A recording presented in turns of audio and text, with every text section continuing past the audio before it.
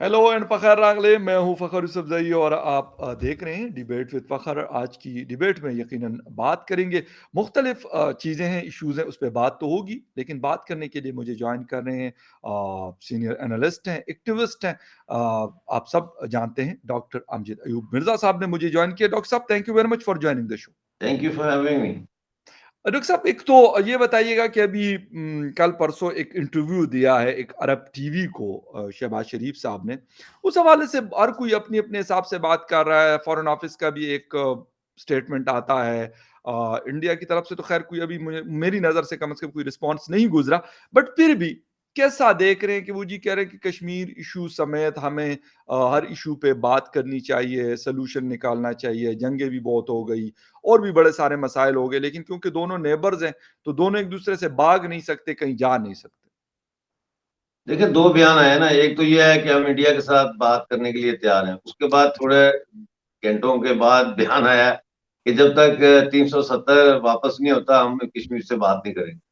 तो ये देखें कि जो मुस्लिम लीग नून है, ये अर्बन जो मिडिल क्लास है और जो इंडस्ट्रियलिस्ट हैं, उनके गठजोड़ से ये ऑर्गेनाइजेशन बनाई गई थी 19 जो है वो 80s में। जी। और फिर ये वही मुस्लिम लीग आगे मुस्लिम लीग नून बनती है और नवाज शरीफ उसकी क़यादत करते हैं। अब मसला ये है कि जो बिजनेसमैन है वो सरमायाकारी करना चाहता है और वो ये भी चाहता है कि उसके इलाके में भी सरमायाकारी हो। जो बिजनेसमैन है वो तजारती मुनाफे और तजारती रुआबत में इजाफे का उसका रुझान होता है। जी, बिल्कुल। तो ये कोई शहबाज शरीफ नहीं है। नवाज शरीफ ने भी कई दफा हिंदुस्तान के साथ अच्छे ताल्लुकात कायम करने की कोशिश की, लेकिन यहाँ समझने वाली बात यह है कि पाकिस्तान के अंदर सिविल गवर्नमेंट जो है वो मुंतखब नहीं होती, बल्कि वो मुसल्लत की जाती है, वो सेलेक्ट की जाती है। अब उसमें ये प्रॉब्लम आ जाती है कि जो किसी वक्त वो भूल भी जाते हैं कि वो कैसे आए इक़्तिदार में। तो ठीक। वो इस किस्म के बयानात दे देते हैं जो जिससे उनकी इंडिविजुअल जो है वो राय सामने आती है। पीछे से फिर उनको कॉल आ जाती है कि भाई ये आप क्या करने जा रहे हैं, तो फिर वो तो अपना बयान चेंज कर लेते हैं। पाकिस्तान और इंडिया के ताल्लुकात, पाकिस्तानी फौज का एक सेक्शन कभी भी नॉर्मलाइज नहीं होने देगा, उनकी रोटी लगी हुई है। जी। अच्छा डॉक्टर साहब, एक चीज़ बिल्कुल ये बात, लेकिन कुछ हमारे इंडियन दोस्त भी जो रिटायर्ड जनरल्स हैं और मुख्तलिफ ओहदों पे रहे हैं, बड़े रिस्पॉन्सिबल किस्म की पोजीशंस पे, वो ये कहते हैं कि ये कोशिश जनरल बाजवा साहब ने भी की थी और शायद बड़े क्लोज भी हुए। यही हम जनरल मुशर्रफ साहब के हवाले से भी सुनते आ रहे हैं। बाजवा साहब भी हयात हैं, जनरल मुशर्रफ साहब भी अभी मौजूद हैं, ज़िंदगी उनकी अगर हुई तो ठीक है, मतलब है, ज़िंदा है। तो क्या वजह है कि इसके ऊपर कोई हम आगे नहीं बढ़ पा रहे होते हैं? शायद करना नहीं चाहते, विल नहीं है, या क्या वजह? नहीं, विल का मसला नहीं है। देखिए, जी। जनरल बाजवा ने कोशिश जरूर की होगी, वो चाहते भी होंगे, इसीलिए सीज फायर भी हुई थी 25 फरवरी को पिछले साल बॉर्डर के ऊपर, यानी कि जी। गोलाबारी बंद हो गई। जी, बिल्कुल। लेकिन आपको ये समझना चाहिए कि जनरल बाजवा कौन है।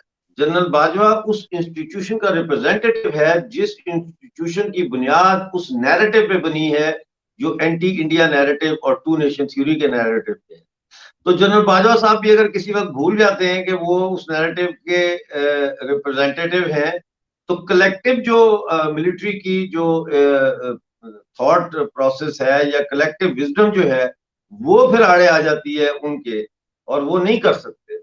जनरल ज़िया तो क्रिकेट मैच देखने चले गए थे दिल्ली, तो उससे बिल्कुल। क्या फर्क पड़ा? कुछ भी नहीं, क्योंकि जो पाकिस्तान आर्मी की बेसिस है वो है कि पाकिस्तान के अवाम को इंडिया से खतरा है, पाकिस्तान के अवाम को हिंदुत्व से खतरा है और उनको सिर्फ पाकिस्तान आर्मी उससे तहफ़्फ़ुज़ दे सकती है। तो कोई भी ऐसा कदम जो इस नैरेटिव को कमज़ोर करेगा, Pakistan army as an institution जो है, वो रिएक्ट करेगी। जी। राइट। डॉक्टर साहब, लेकिन अभी कुछ अरसे से हम इस तरह के बयानात कम सुनने को हमें मिलते हैं। शायद पहले यही चीज़ हमें सुनने को मिलती थी, लेकिन अ, हमने बाजवा साहब को 6 साल ऑलमोस्ट वो चीफ रहे आर्मी के। तो इस किस्म की बयानात कम हमें देखने को मिले। हाँ, ये वो कहते थे कि यार करना पड़ेगा, हमें करना चाहिए, हम भी ये चाहते हैं कि जी ये हो। तो मतलब शायद वो जो डरावा था, जो हमें डराया जाता था कि यार ये तो बस आएँगे और खा जाएँगे आपको, तो वो चीज़ आपको लगता नहीं है कि कुछ कम हो गई, या फिर अब ये इनको भी लग गया कि यार शायद अब लोग उसको पसंद नहीं करते या इतना सुनना नहीं चाहते, तो इसलिए वो सुनाते भी नहीं? नहीं, ऐसी कोई बात नहीं है। इस वक्त तो पाकिस्तान को अपने लाले पड़े हुए हैं। जी। पाकिस्तान आर्मी जो है 5,000 से ज्यादा फौजी अफसरों के बारे में कहा जा रहा है कि उन्होंने पिछले 2-3 महीने में अपने रेजिग्नेशन जमा कराए हैं जीएचक्यू में। उसके जी। बाद आप ये देखें कि पाकिस्तान आर्मी के बजट में कटौतियां, अंदरूनी जो उनका इंटरनल बजट है उसमें कटौतियां की जा रही हैं, उनकी पर्स खत्म की जा रही हैं। सीएमएच हॉस्पिटल्स में जो रिटायर्ड फौजी अफसरान हैं जिनको फ्री मेडिकल के मेडिसिन मिलती थी, वो मेडिसिन फ्री बंद कर दी है। बिजली के बिल जो 50% फौज देती थी अफसरों अफसरों के, अब उन्होंने कहा है कि जी आप खुद दें बिजली के बिल, तो वो अब उनको अपनी पड़ी हुई है। लेकिन ये तो इसका बड़ा ये अच्छा मतलब नहीं साइन है नहीं है। कि जी ये तो अच्छा साइन नहीं है कि अगर ये मतलब शाखर्चियाँ होती थी और वो अगर अब कम होती हैं, तो ये तो मेरे ख़्याल में एक अच्छा वो है, साइन है, इट्स अ गुड साइन मेरे ख़्याल में। ये अच्छा साइन उस वक्त होता ना जब आपकी मईशत तरक्की कर रही होती, तो उस वक्त ये इकदाम किए जाते हैं। ये इकदाम तो अब इस बामरे मजबूरी किए जा रहे हैं और इसका बड़ा हुँ। रिएक्शन आ रहा है फौज के अंदर से। क्योंकि अब आप बैटमैन भी नहीं कह रहे हैं कि रखने की इजाजत होगी, आप अपनी तनख्वाह में से प्राइवेट सेक्टर से नौकर रखें। तो ये एट्रोसिटी मेजर्स हैं, ये कोई ग्रोथ की एम्पावरमेंट करने के लिए इकोनॉमी को ये नहीं है। ये तो इस वक्त ये है कि कहाँ से काटें, कैसे करें। सर्वाइवल की जंग पाकिस्तान की आर्मी और पाकिस्तान की जो सिविल एडमिनिस्ट्रेशन है, ब्यूरोक्रेसी है, और जो बाकी इकोनॉमी के सेक्टर्स हैं, वो तो इस वक्त सर्वाइवल की जंग लड़ रहे हैं। इसमें कोई डाउट नहीं है कि इकॉनमी काफ़ी नीचे गई है हमारी। इस वक़्त शायद ये तारीख़ के बदतरीन हालात से इस वक़्त गुज़र रही है। लेकिन अगर यहाँ पे ये बात भी बहुत ज़्यादा गर्म है कि जी आर्मी को अपना रोल प्ले करना चाहिए, रोल इन द सेंस कि भई आप चीज़ों को कम कर लें। आप अगर ₹10 से आप अपना काम चलाते हैं, तो कोशिश करें कि वो ₹4-5 पे ले आएँ। फिर बाकी पॉलिटिशियंस हैं, वो उनके पास भी काफ़ी सारी चीज़ें होती हैं। आप खुद अ, यहाँ रहे हैं, आपको भी पता है, वहाँ रहते हुए भी आपको पता है कि ये किस तरह की लाइफ़्स गुज़ारते हैं ये लोग। गाड़ियाँ इनकी छोटी गाड़ी ये लोग यूज़ नहीं करते, छोटे घर में ये नहीं रहते, बगैर नौकरों के इनका गुज़ारा नहीं है, इम्पोर्टेड चीज़ें इस्तेमाल किए हुए ये नहीं जी सकते। तो सर किसी ने तो ये कदम लेना होगा ना, कोई अगर नहीं लेगा तो फिर एंड क्या होगा? नहीं, मैं जैसा अर्ज किया कि ये जो इकदामात हैं ये वो खुशी से नहीं ले रहे, ये इसलिए ले रहे हैं कि फौज के पास पैसा नहीं है। आप जानते हैं कि जो खैबर पख्तूनख्वा में और बलूचिस्तान में जो ऑपरेशन हो रहे हैं, उनका जब प्लान पेश किया गया, मेरे ख्याल है 3 हफ्ते पहले मीटिंग में, नेशनल सिक्योरिटी काउंसिल की मीटिंग में, तो उन्होंने कहा जी ये प्लान तो बहुत अच्छा है, लेकिन हमारे पास पैसे नहीं है कि हम इसको फंड कर सकें। यही वजह है कि वो पाकिस्तान ने कोलू का जो पूरा डिस्ट्रिक्ट है बलूचिस्तान का, वहां चौकियां खत्म कर दी हैं और सारी जो उनकी फोर्सेस थी उनको कोलू में जो मेन उनका कैंप है वहां पे इकट्ठा कर दिया है। और यही वजह है कि पीओ जो आपका ये है खैबर पख्तूनख्वा है, यहाँ पे जो है वो कोई बाअसर एंटी टेररिज्म या एंटी इंसर्जेंसी जो है वो कोई कार्रवाई नहीं कर पा रहे। अब देखें इसमें मसला ये है जी। कि फौज का काम, आपने कहा वो अपना काम, फौज का काम होता है दिफा करना सरहदों का। फौज का बिल्कुल, काम इकोनॉमी चलाना नहीं होता, फौज बिल्कुल का नहीं, काम सियासत में मुदाखलत नहीं होता। बेशक। अब पाकिस्तानी फौज जो है इसके ये खुद अपने ही दाम में फंसे हुए हैं ना। इनका प्रॉब्लम ये है, ये नहीं दो कौमी नजरिए से बाहर निकलते, ना कौम को निकालते हैं। वरना आज के दौर में आर्मी, इतनी बड़ी आर्मी की तो जरूरत ही नहीं है। आप पीओजेके और पीओजीबी जो है वो उसका मसला हल करें, इंडिया को वापस करें। वो इंडिया के साथ आप दोस्ताना ताल्लुकात बनाएं और उसके बाद आप इंडिया के साथ डिफेंस पैक्ट कर लें कि भाई अगर किसी ने पाकिस्तान पे हमला किया तो भारत की फौजें हमें हमारे लिए आके लड़ेंगी या दिफा करेंगी। मतलब डिफेंस पैक्ट कंट्रीज में होते रहे हैं, 70 में भी, 80 में भी। उससे पहले तो बहुत पॉपुलर थे डिफेंस पैक्ट। तो एक वो डिटरेंट भी होता है डिफेंस पैक्ट का। मतलब ये नहीं होता कि कोई हमला करेगा तो भारत की फौजें आ ही जाएंगी। वो एक पुराने जमाने का जो एटम बम जिस तरह अब डिटरेंट है ना, पुराने जमाने में ये जो डिफेंस पैक्ट होते थे ये डिटरेंट होते थे कि दूसरा मुल्क हमला नहीं करता था ये सोच के कि यार इसका रूस के साथ डिफेंस पैक्ट है, जैसा अफगानिस्तान का किसी जमाने में था, या इसका अमेरिका के साथ डिफेंस पैक्ट है, जैसे वारसा सोवियत यूनियन ने बनाया था डिफेंस पैक्ट। तो जी। वो एक डिटरेंट था। लेकिन इनके अंदर आपने शुरू में गुफ्तगू में कहा विल की बात की है, विल का भी मसला नहीं है। ये फंस गए हैं, अपने ही जंजाल में फंस गए हैं, अपने फिक्री जंजाल में फंस गए हैं। अब फिक्री जंजाल से ये खुद भी निकले, कौम को भी निकालें, आई डोंट थिंक सो ये इनके बस की बात है। लेकिन डॉक्टर साहब आप ये कह रहे हैं कि जी इंडियन फ़ौज को तो अगर हम ये वाली एग्ज़ाम्पल चलें, ये वाली बात आपकी एक कहते हैं 1% मान लें, तो जी। मुझे ये बताइएगा कि आज यूक्रेन सर किधर खड़ा है? यूक्रेन को रशिया ने मार-मार के उनका बरगस निकाल दिया। इस तरह की और बहुत सारी एग्ज़ाम्पल्स हमारे सामने सर सऊदी अरेबिया की एग्ज़ाम्पल हमारे सामने है कि इराक जैसा मुल्क उठ के और आके उनके साथ उन्होंने क्या किया? तो किसने बचाया सर उनको कौन हालाँकि अमेरिका के नहीं, साथ उनका लेकिन उनका मुआहदा डिफेंस पैक्ट तो नहीं है नहीं, ना, मैं यूक्रेन का कहता हूँ किसी के सर साथ ये डिफेंस पैक्ट चीज़ नहीं था। तो हिंदुस्तान के साथ सर हमारा हाउ इट्स पॉसिबल कि हम कहें कि ठीक है, मैं ये कहता हूँ एज़ अ नेबर हम उनके साथ रहें, वो हमारे साथ रहें, ताल्लुकात उनके हमारे साथ हो, हमारे उनके साथ हो। लेकिन ये जो आप चीज़ कह रहे हैं, ये तो सर अफ़गानिस्तान किसी के साथ ना करे तो पाकिस्तान कैसे करेगा? नहीं, देखें, मैं ये कह रहा हूँ, एक मिसाल दे रहा हूँ आपको कि आज के दौर में ये जंगों का एक तो ज़माना नहीं चला है, गया, ये बिल्कुल जंगों ठीक का कह रहे हैं। ज़माना नहीं। आपने जी, बिल्कुल यूक्रेन सही। की बात की है, यूक्रेन का तो नेटो के किसी मुल्क से कोई डिफेंस पैक्ट नहीं था, अगर होता तो वो फ़ौजें वहाँ पहुँच जाती। मैं एक मिसाल दे रहा हूँ कि जी, आज के दौर में अगर आप वाक़ई पाकिस्तान की आर्मी कुछ को ख़त्म करना चाहते हैं, उसका मतलब है उसकी पैसे, ताकत, जी, तो फिर इतनी बड़ी फ़ौज रखने की ज़रूरत नहीं है। आप भारत के साथ पीओजेके और पीओजीबी उनको वापस लौटाएँ, उनके साथ अच्छे तजारती रवाबत कायम करें, कश्मीर के साथ भी आपके अच्छे ट्रेड रिलेशंस होंगे, सेंट्रल एशिया के साथ भी होंगे। तो उसके नतीजे में आपको आर्मी की ज़रूरत नहीं है और फिर आप इंडिया के साथ एक बात कर रहा हूँ मैं कि डिफेंस पैक्ट का भी सोच सकते हैं, कि भई हमारा दिफा के लिए भारत की फ़ौजें आएँ अगर कोई ऐसा हो। उस वो एक डिटरेंट होगा कि दुनिया को पता है कि भई पाकिस्तान के भारत के साथ दफ़ाई मुआहदे हैं, तो कोई हमला नहीं करता फिर। फिर ठीक। मुज़ाकरात ही चलते रहते हैं। वो लंबे हो सकते हैं जैसे लस्सी में पानी डाल के उसको पतला करके ज़्यादा किया जाता है, अच्छा लेकिन डॉक्टर हमला नहीं साहब होगा, डॉक्टर साहब बदअज़मी नहीं होगी। लेकिन मेरे ख़्याल में ये वाली चीज़ तो शायद पाकिस्तान पाकिस्तान जितना मर्ज़ी अरसा रहे, 100 साल रहे, 200 साल रहे या हज़ार साल रहे या अल्लाह कायम व दायम रखे सारी ज़िंदगी इसको लेकिन अ, सर ये वाली चीज़ तो शायद मुझे नहीं लगता कि कोई भी इसके लिए राज़ी होगा। मैं ये नहीं कोई कह रहा फ़खर कि राज़ी यूसुफ़ज़ई में होगा क्या नहीं, कोई, मैं एक और बात की तरफ आ रहा हूँ। डॉक्टर साहब मैं मैं ये एक नहीं कह और रहा चीज़ कोई राज़ी होता है या नहीं होता। मैं आपको एक मिसाल दे रहा हूँ कि ऐसी मिसालें दुनिया में मौजूद हैं, बट लेकिन वो होगा नहीं। मैं भी यही कह रहा हूँ जो आप कह रहे हैं कि लेकिन ऐसा होता हुआ नज़र नहीं आता। नहीं आता पाकिस्तान की आर्मी एग्ज़ैक्टली मैं का ये ऐसा होता कह हुआ रहा हूँ नज़र कि नहीं सर ये भी तो पॉसिबल है कि हम इसके बगैर भी तो बेशक हम अपनी फ़ौज रखें, पाकिस्तान अपनी फ़ौज रखे, अफ़गानिस्तान और नेपाल, भूटान अपनी फ़ौज रखें। लेकिन सर पॉइंट भी तो कोई नहीं आता ना पिछले 8 7-8 सालों से कोई हमारी एक किस्म की बातचीत नहीं है, हाई कमीशंस हमारे और उनके हाई बातचीत का वक़्त कमिश्नर्स चला नहीं है। गया है ना, जी, बा टाइम इज़ ओवर। बातचीत नहीं होगी, अब बातचीत का वक़्त चला गया है। तो क्या होगा फिर? आपको समझ जंग नहीं आ होगी रही, पाकिस्तान में जंग लोगों को होगी। समझ नहीं आ रही, बातचीत का वक़्त गुज़र चुका है।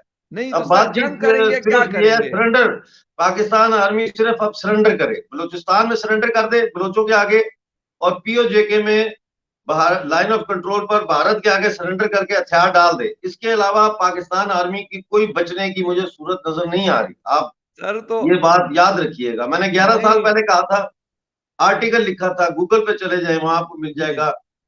डिफ़ॉल्ट विद डिग्निटी, ये इज़्ज़त के साथ डिफ़ॉल्ट कर जाओ। उस वक़्त असद ज़रदारी की हुकूमत थी, वो सदर थे। और डाई इन डिस्ग्रेस, लेकिन आप लोगों ने डाई इन डिस्ग्रेस चुना। अब आप ज़लील होके मर तो रहे हैं, लेकिन ज़लील होके मर रहे हैं। इधर से माँग, उधर से माँग, बजाय इसके कि आप खड़े हो जाते कि जो कर्ज़े पाकिस्तान को आईएमएफ, वर्ल्ड बैंक और दुनिया के मुल्कों ने दिए इंक्लूडिंग अमेरिका, वो बदनीति पर मबनी थे। इसलिए कि वो फौजी आमरों के साथ उनके जो एग्रीमेंट्स किए गए और कोई बैंक किसी को पैसा नहीं देता जब तक उनको ये गारंटी ना हो कि ये सस्टेनेबल इकोनॉमी है और यहाँ से हमें हमारा कर्जा वापस आएगा। तो जी। क्या उनको उनको पता नहीं था? ये एक सरमाए की गुलामी में हमें जकड़ा गया, हुँ। पूरे पाकिस्तान को जकड़ा गया, पूरे एशिया को जकड़ा गया, पूरे अफ्रीका को जकड़ा गया और ये बदनीति पर मबनी थे। मैं कहता हूँ कि इन कर्जों की वापसी की कोई गुंजाइश नहीं है। ले जाएं पाकिस्तान को आलमी अदालत में और साबित करें कि उन्होंने बदनीति पर ये कर्जे नहीं दिए। IMF बदनीति पर कर्जे देता है, वर्ल्ड बैंक बदनीति पर कर्जे देता है। इनका मकसद मुनाफा कमाना है। ये इकोनॉमियों को खा जाते हैं, निगल जाते हैं बिल्कुल। और अवाम का खून निचोड़ते हैं। लिहाजा ये जो कर्जे पाकिस्तान पर आज चढ़े हुए हैं, फौजी आमरों ने शुरू किए इतने बड़े बड़े बिल्कुल। कर्जे लेने, और फिर उन्हीं की प्रॉक्सी जो सिविल गवर्नमेंट्स है उनके जरिए उन्होंने और कर्जे लिए। तो ये तो इंटरनेशनल कोर्ट ऑफ लॉ में मुकदमा चलना चाहिए इनके ऊपर जो उन्होंने कर्जे दिए। बिल्कुल। अच्छा डॉक्टर साहब, आप की मैं अभी भी थोड़ी देर पहले शो से पढ़ रहा था कि आप कह रहे हैं कि जी जम्मू वाला जो रूट है उसको खोला जाए, आपस में ट्रेड किया जाए, ये उसमें आपने कुछ सजेशंस दी हुई हैं। तो इज़ इट पॉसिबल, क्योंकि कश्मीर के कुछ यहाँ पे जो कश्मीर के लोग हैं, कुछ मेरे जान-पहचान वाले, उनसे भी मेरी बात हुई, कुछ उन साइड के कश्मीर के लोग भी कहते हैं कि हाँ यार, ट्रेड हमारे बीच में पहले होता था लेकिन अब कुछ सालों से बंद है। तो आपने भी सजेशंस दिए हुए, तो ये पॉसिबल है कि पहले जिस तरह होता था, गाड़ियां आती जाती थी, सामान आता जाता था दोनों अतराफ से, और लोगों का कारोबार भी चलता था, लोगों की जिंदगी, यकीनन कारोबार जहां पे भी होता है, लोगों की जिंदगी उससे बदलती हैं, बेहतर होती हैं। देखें, बात यह है कि बसें भी चलती थी, दोस्ती बस, जी बिल्कुल। तजारत भी होती थी इधर पुंछ में, और दूसरी जगहों पर ट्रेडिंग पोस्ट बनी हुई थी। तो एक्सक्यूज मी, दूसरी तरफ राजौरी वगैरह में और मंडी में ट्रेडिंग पोस्ट थी। माल आता था, उतरता था, वो वापस चले जाते थे ट्रक्स। इसी तरह यहाँ से वहां जाता था, उतरता था, ट्रक वापस आ जाता। और फिर ये जो क्रॉस फायरिंग हुई और सारा, तो ये बंद हो गया।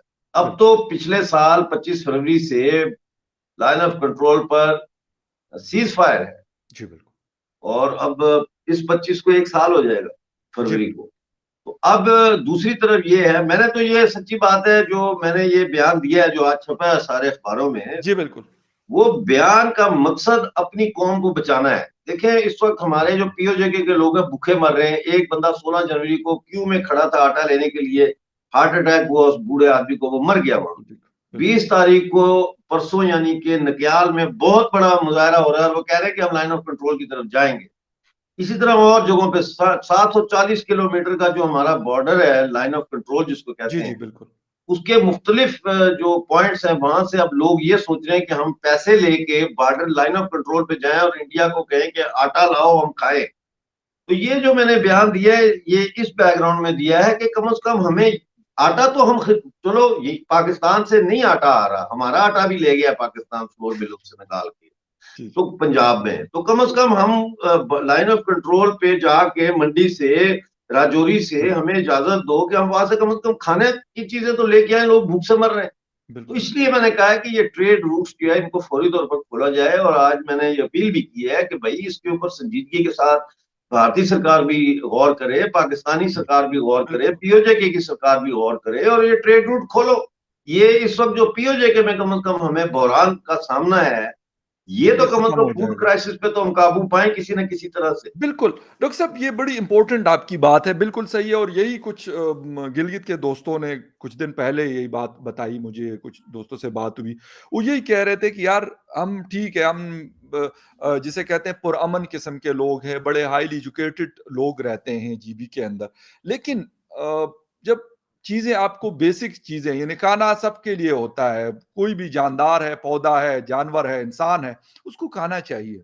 तो वो कहते यार पहले गंदुम आती थी, उसके ऊपर वो सब्सिडी खत्म करते-करते अब शायद कुछ परसेंट रह गई है, सारी खत्म कर दी। और बहुत सारे गिले-शिकवे उन्होंने रखे हुए हैं। तो ऐसी सूरत में पाकिस्तान अपने लिए ज़्यादा मुश्किलें नहीं खड़ी कर रहा कि या तो सब्सिडी आप शुरू से right from the first day ना देते। ये मेरा सवाल है कि आप क गिलगित-बल्तिस्तान या नहीं, कश्मीर को। सब्सिडीज तो इनको देनी पड़ी ना, यूनाइटेड नेशन के ने मैं ये कह रहा हूँ सर, जब आपने दे दी सब्सिडीज तो अब उसको एलोकेट की देते हैं। रहे ना, मतलब अगर या तो ना देते शुरू से, अगर आप दे रहे हैं तो फिर देते रहें।